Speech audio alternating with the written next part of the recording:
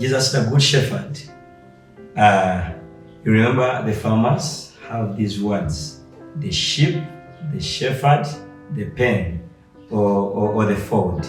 Now, he is the good shepherd, I am the sheep, and then there is the fold. Praise the Lord. In John chapter 10, verse 11, Jesus speaks of himself as the good shepherd that lays down his life for the sheep. Remember, we are under the theme, having Jesus at the center, and we are understanding who Jesus is and why should we have him at the center of our lives. Why? Because he's a good shepherd. He's not just a good shepherd, but he's a shepherd that is good, who knows you by name. In 10:3 he says, to him the doorkeeper opens, and the sheep hears his voice, and he calls his own sheep by name and leads them out.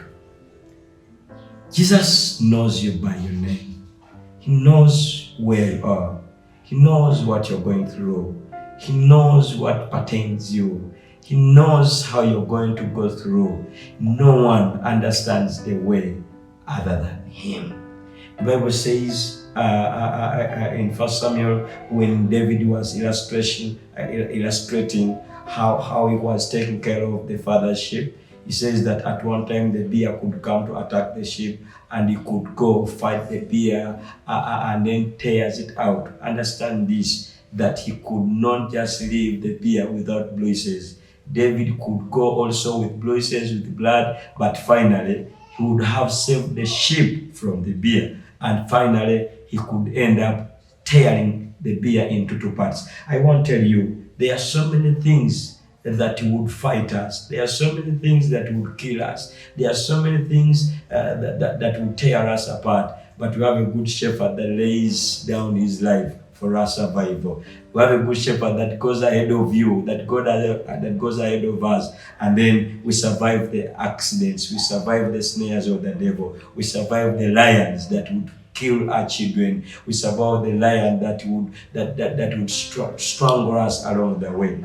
He's a good shepherd that lays down his life for you and me. Why not loving him? Why not surrendering your life in the morning before you go for work? In the night after finishing work, you say, thank you, the good shepherd, for protecting me. Thank you for protecting my children. So he's a good shepherd. And then I want also to discuss this, that he is the resurrection and the life.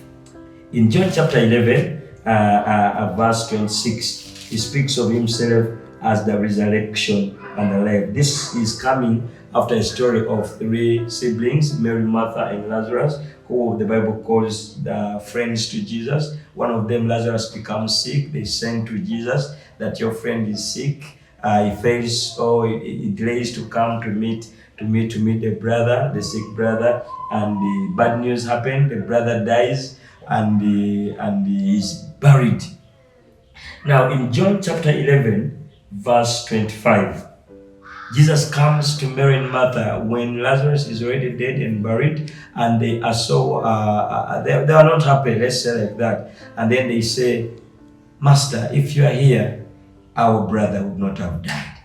But Jesus replies to Martha and tells her that in John chapter 11, verse 25, Jesus says to her, I am the resurrection and the life. He who believes in me will live, and even if he dies, praise the Lord.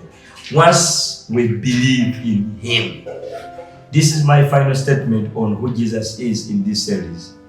Once we believe in him, even though we seem to be dead, even though the business seems to be dead, even though the education of your child seems to be dead, even though the discipline of that child seems to be dead, even though the report from the medical worker is of death, you have survived only 3 days because of cancer, you are given a time limit, you are not surviving 3 months, you are not surviving 2 years from now, we have a Jesus who is the life and the resurrection. He gives life to the sick, but he also resurrects them that are dead. Praise the Lord. In verse 40, same chapter, John 11, verse 40, he says,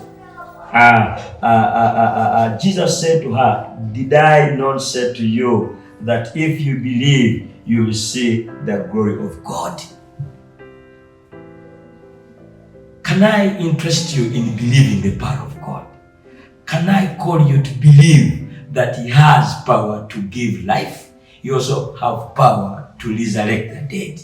May the power of God meet you. May the power of God bring life. May the power of God cause healing. May the power of God resurrect the business. May the power of God meet you wherever you are to bring rescue, to bring resurrection. May the power of God heal you of the cancer. May the power of God bring resurrection of the spirit, where you're feeling dead in the spirit and that you are dead to faith, you are dead to believing the power of God. May you have resurrection in the spirit. May you have resurrection of discipline in your family. May you have resurrection of peace in your workplace. In Jesus' name I pray. Amen.